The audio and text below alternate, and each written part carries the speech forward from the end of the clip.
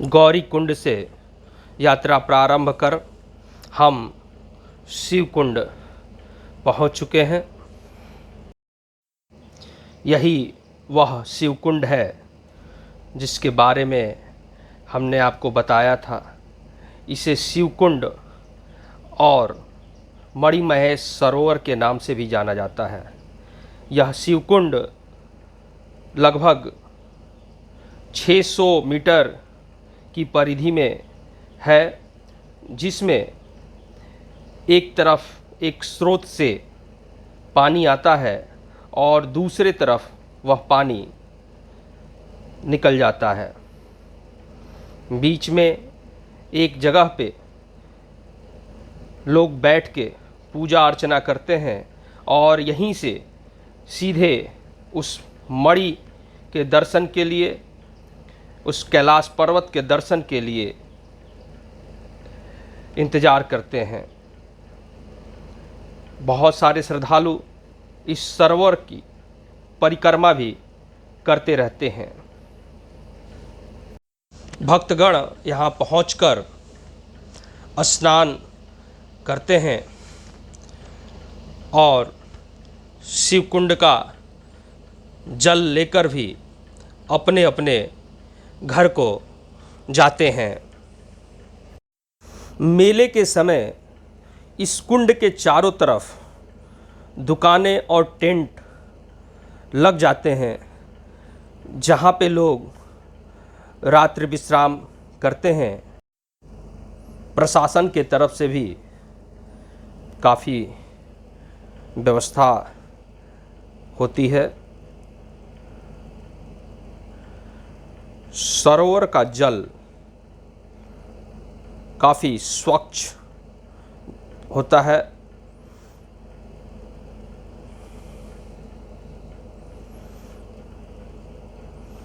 मेले के समय यहाँ पे पैर रखने की जगह भी बामुश्किल मिलती है। जब आप इस सरोवर पर पहुँच जाते हैं और यहाँ से कैलाश का दर्शन करते हैं तो यहाँ की मनमोहक दृश्य और दिव्यता देखकर आपके सारे थकान दूर हो जाते हैं।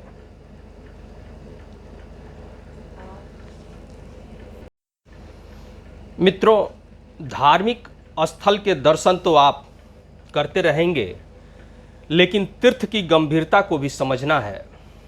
कहा गया है, सत्यम तीर्थ क्षमा तीर्थम तीर्थ मिंत्रि निग्रह स्वभूत दया तीर्थम तीर्थम च प्रियवादिता ज्ञानम तीर्थम तपस्तीर्थम कथितम तिप्त सप्तकम। कहने का अर्थ है कि हमारे जीवन में भी सत्य, क्षमा, संयम, इंद्रिय, मीठा बोलना यानी प्रवचन, ज्ञान और तप, यह सब तीर्थ के ही स्वरूप हैं और इसकी भी महत्ता है।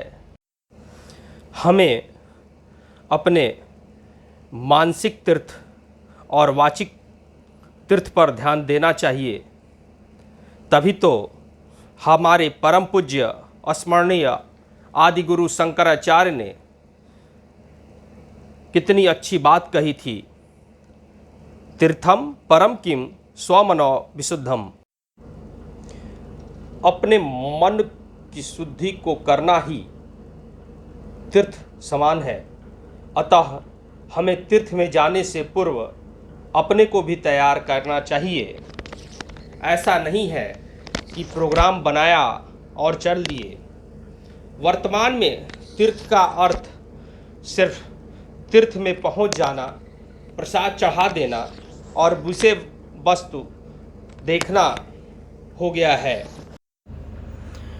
सुबह का यह दृश्य है जब पूरा कैलाश पर्वत बादलों के बीच में छुपा हुआ है। कभी कभी मौसम खराब होने के कारण कैलाश पर्वत का दर्शन नहीं हो पाता है। हमने आपके लिए पूरे दिन का कैलाश दर्शन कराने का प्रयास किया है। आप इस कैलाश पर्वत को ध्यान से देखें। इसमें आपको ओम की आकृति और उसके पास एक चमकता हुआ मणि दिखाई देगा। यह कैलाश पर्वत दिन में भिन्न भिन्न कलरों में दिखाई देता है। यह दोपहर का दृश्य है।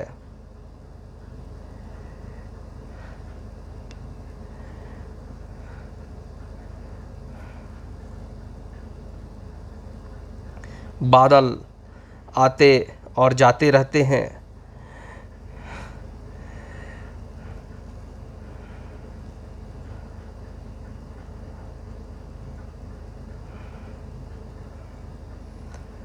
बहुत सारे लोग वहाँ बैठकर मंत्र जाप करते हैं।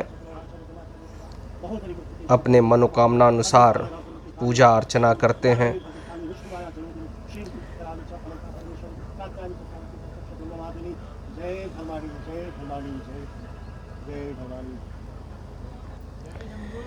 देखिए, कैलाश फिर से बादलों से ढक चुके हैं। जी मैं भी थोड़ा अपने मोबाइल में ले रहा हूँ एक दो क्लिप ना। इसमें आप मैं त्रिशूल को पकड़ूं।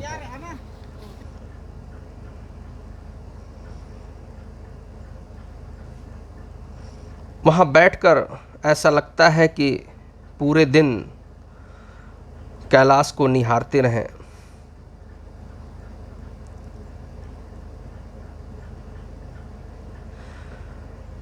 आप जब भी जाएं तो प्रोग्राम ऐसा बनाएं कि वहाँ पर एक रात रुककर सुबह, दोपहर, शाम, रात्रि का दृश्य देखकर ही आए। फिर से कैलाश बादलों के बीच में। ध्यान से कैलाश की तरफ देखिए, कैसे बादल कैलाश को चारों तरफ से छुपा रहे हैं।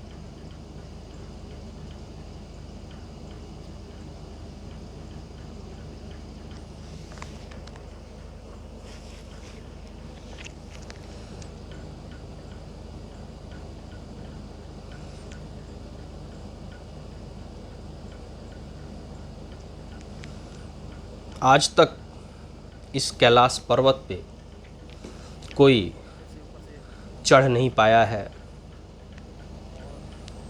कहते हैं कि जो भी इस कैलाश पर्वत पे चढ़ने का प्रयास करता है वह पत्थर में तब्दील हो जाता है।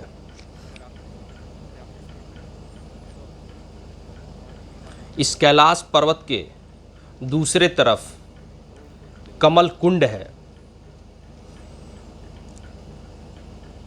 कमल कुंड वह जगह है जहाँ से माँ पार्वती भगवान भोले शंकर के लिए जल लेकर खाना बनाती हैं। यह शाम का वक्त है। कैलाश पर्वत के पास आसमान भी अपना रंग रह रह के बदलता रहता है।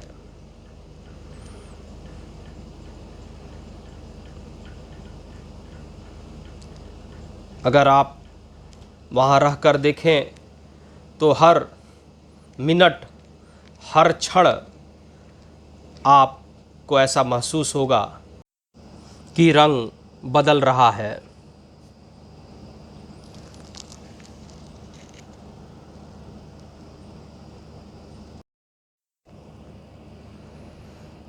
हमने यह प्रयास किया कि हम आप लोगों के पास हर पल का कैलाश दर्शन कराएं। आप इन दृश्यों को देखकर महसूस कर रहे होंगे कि वहाँ का नज़ारा कैसा अद्भुत है। यह पल पल बदलते रंग एक अलग ही रोमांच पैदा कर रहे थे।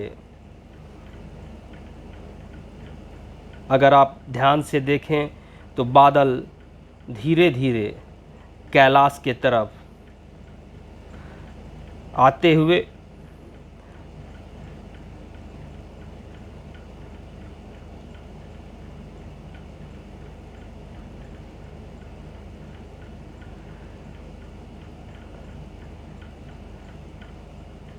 कैलाश को बादल ढकते जा रहे हैं।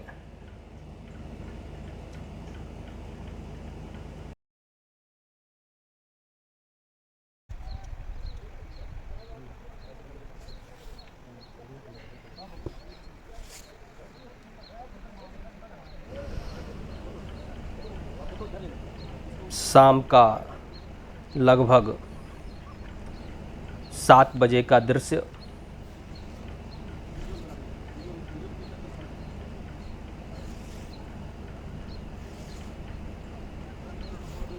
कहते हैं कि भगवान जिसको दर्शन देना चाहते हैं उसी को दर्शन देते हैं। कई बार ऐसा होता है कि लोग शिवकुंड तो पहुंच जाते हैं लेकिन इस कैलाश पर्वत का पूरा दर्शन नहीं कर पाते। मौसम खराब होने के कारण कई बार उन्हें शिवकुंड में स्नान कर वापस जाना पड़ जाता है।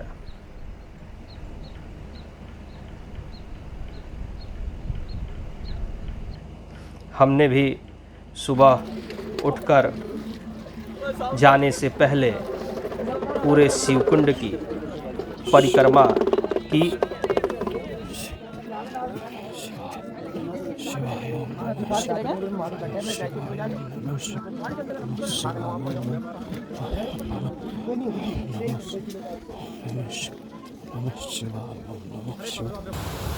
दूसरे दिन सुबह हम वापस आने लगे तो पूरे रास्ते रुक रुक के बारिश हो रही थी और बादल नीचे आ गए थे। आप सभी से अनुरोध है कि जब भी मणि महेश की चढ़ाई शुरू करें तो रेनकोट ज़रूर अपने पास रखें। कभी कभी विजिबिलिटी 10 से 20 मीटर होती थी। आगे चलने वाले व्यक्ति दिखाई नहीं पड़ रहे थे और फिर से हम उन्हीं रास्तों से वापस नीचे की तरफ बढ़ रहे थे। हमने अपनी यात्रा में यह पाया कि रास्ता कठिन होने के कारण जो लोग भी सांस के रोग से ग्रसित हैं या जिन्हें कोई अन्य बीमारी है वह जाने से पहले अपने अपने डॉक्टर से सलाह लेने के बाद और दवा लेने के बाद ही यात्रा प्रारंभ करें। इसी के साथ मैं पीयूष मिश्रा अपने मणि महेश तीर्थ यात्रा के इस एपिसोड का अंत करते हुए आपसे अनुरोध करूंगा कि आप हमारे साथ आगे की यात्रा के लिए जुड़े रहें और हमारे चैनल को लाइक, शेयर, सब्सक्राइब करें ताकि हमारा मनोबल और बढ़े और हम आपके लिए और भी अच्छे अच्छे तीर्थ और शक्तिपीठ की यात्रा दर्शन करा सकें। हमें कमेंट कर ज़रूर बताएं कि आपको हमारी यात्रा कैसी लगी। धन्यवाद।